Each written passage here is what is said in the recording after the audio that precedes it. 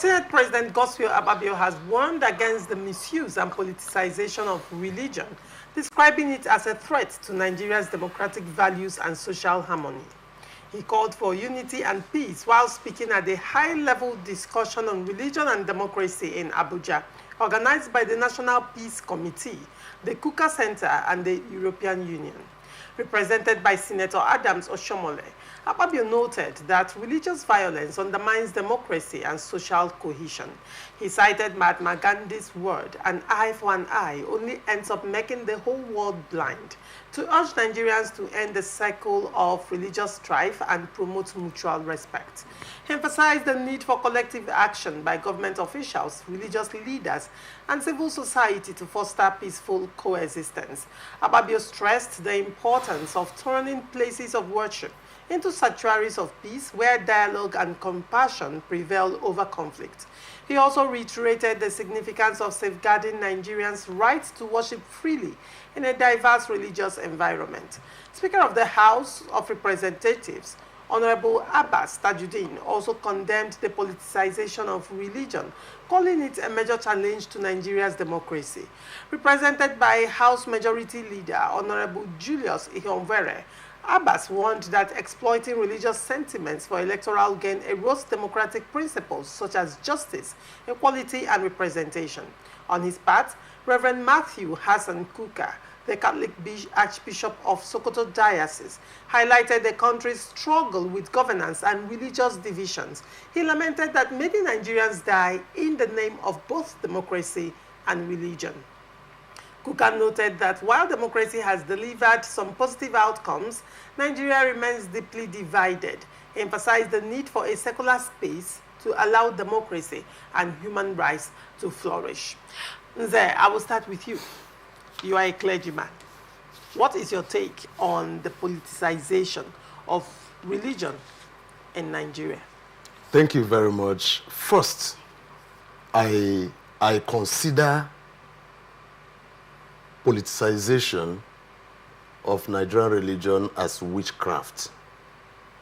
Okay. It is a witchcraft because they are making the gullibles, the vulnerable masses, to believe that there is something too special about what you cling to, different from what I cling to.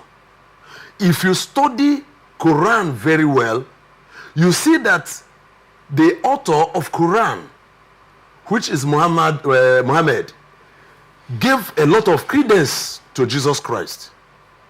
They were not fighting. But if you come to Nigeria, you see those who claim to know politics. They will tell you that for a Muslim to kill a Christian, he has secured 7 virgins in heaven.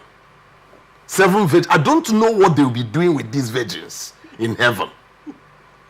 And they will tell you that killing an army is right. Did Quran say so? Now you come to Christians. This Bible says, love your neighbor as yourself. And this neighbor we are talking about, Bible didn't tell us the name of that neighbor. Rather, Jesus, who made that statement, painted a picture of a man who was on his journey and had issue. He was waylaid by robbers and everything was taken from him. He was injured, and a good Christian came, a pastor came and jumped and passed. A church leader came and jumped and passed. And a Samaritan, somebody who does not believe in the same religion with you, came and had compassion on this wounded man.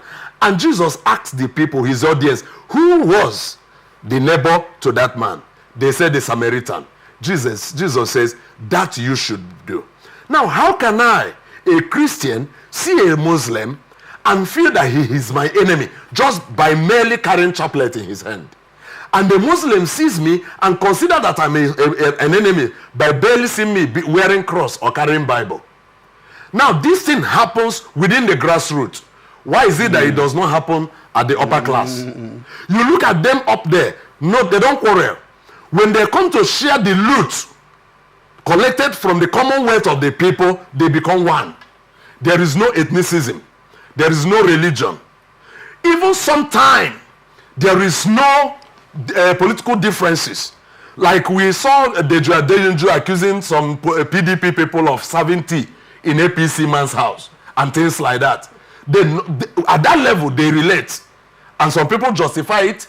But when we come down here, you see that children of the same father, just because you stay in the divide of APC and I stay in the divide of PDP, we can't even remove our brothers' clothes from the rain when they are not around. What kind of stupidity is this? That is why I told you that it is witchcraft. They have brainwashed the Nigerian people, and I thank God for what Akpabio said, even though Akpabio is one of the perpetrators of this. Those political class office holders are perpetrators of this, but they have come to say it. I have said once again that we have good talkers in Nigeria and not good doers. All right. But we are saying it on television today. Let people know, let the masses who have the privilege of watching us, who are privileged to be here today speaking, to know that that man that carries Quran is not your enemy. Your enemy is the Quran man, the Bible man, who is there at the top echelon of government that is milking you dry, getting themselves richer and making you poorer. All right. Just as we stand against like when the issue of Muslim thing came up, I told some people, you can bring a Christian that is satanic. You can as well bring a Muslim that is satanic. All I need from Nigerians is not who is there based on his ethnic coloration or his religious divide or whatever, but what can this person offer? Unfortunately, the Muslim thing had come and have crippled us the more. They have put pains and agony on us. However, I don't associate it with Muslim. I don't associate it with Muslim. By your statement. I said Muslim, which I approved. I approved. Right. So my concern is not that they are Muslim. My concern is that it is Tinubu Shetima.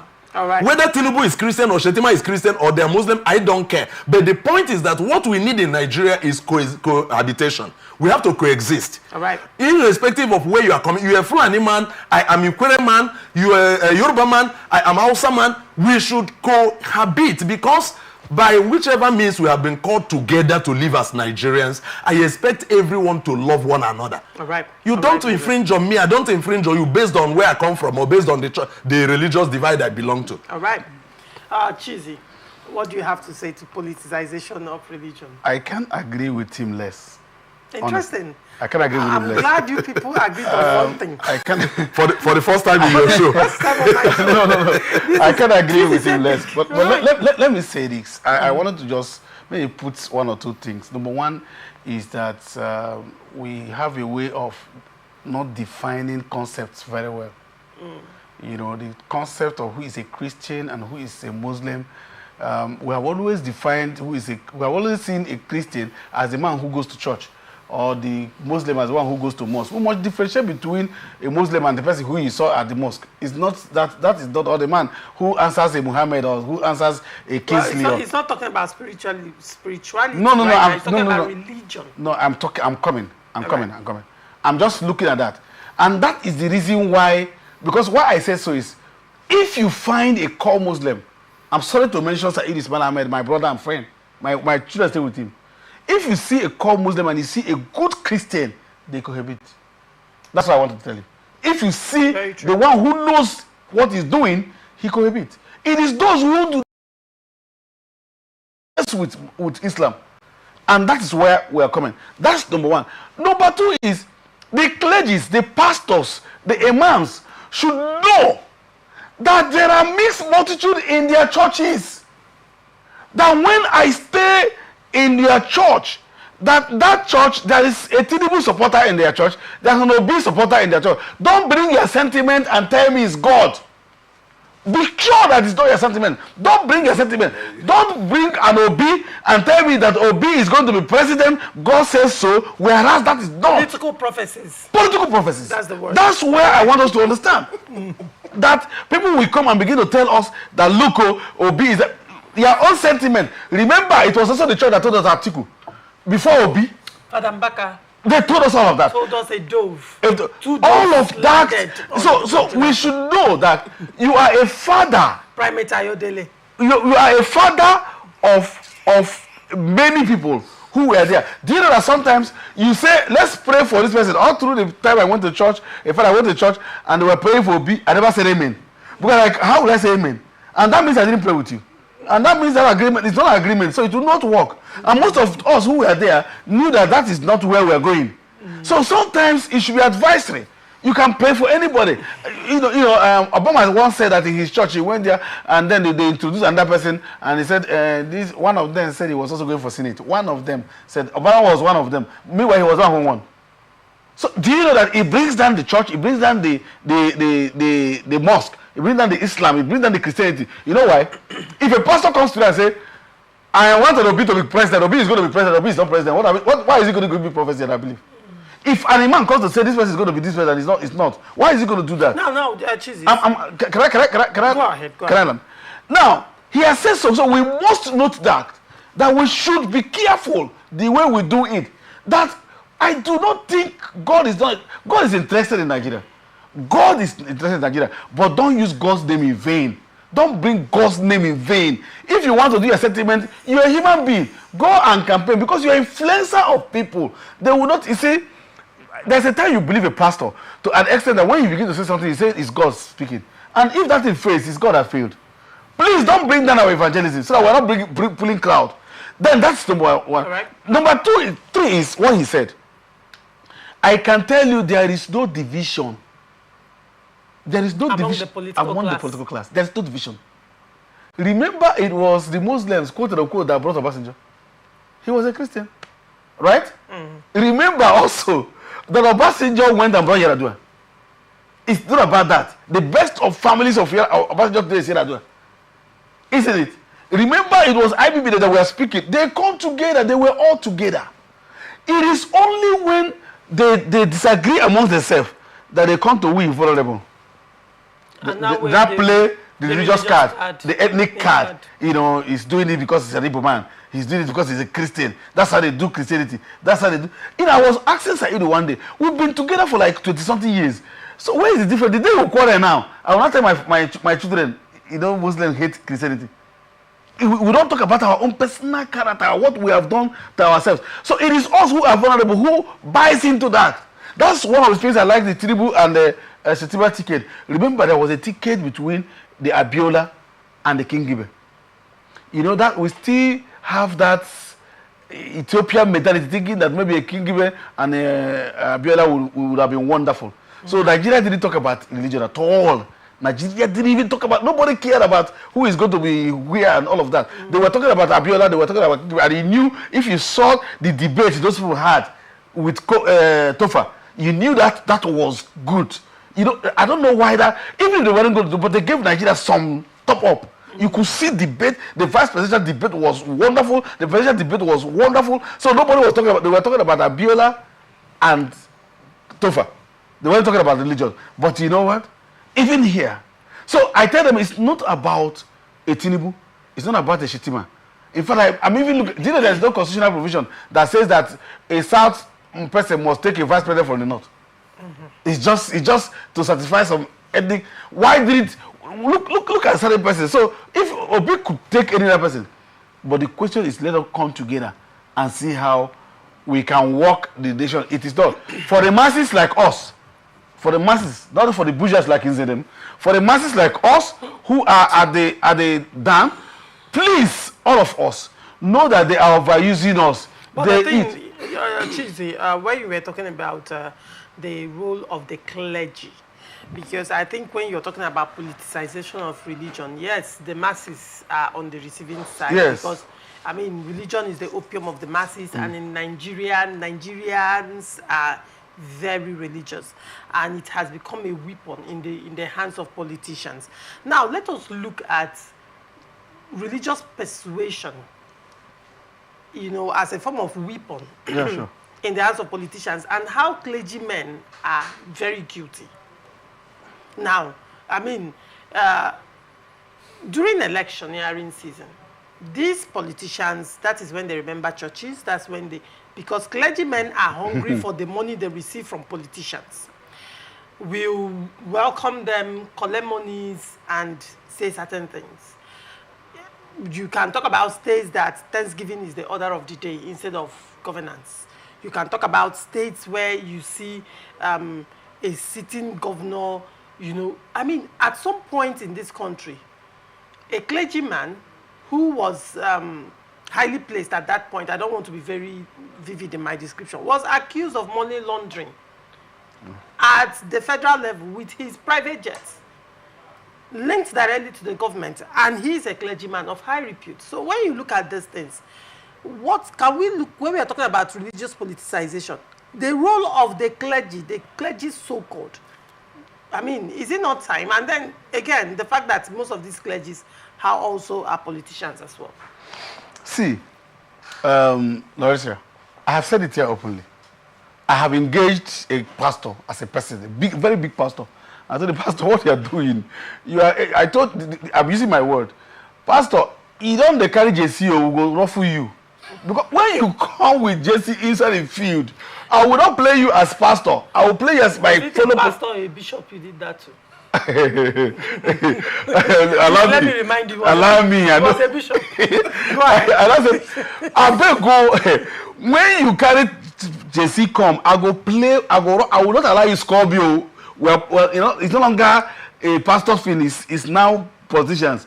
Don't come in because I will date this your clothes. And I told it that because you know why? I will not be afraid of saying that.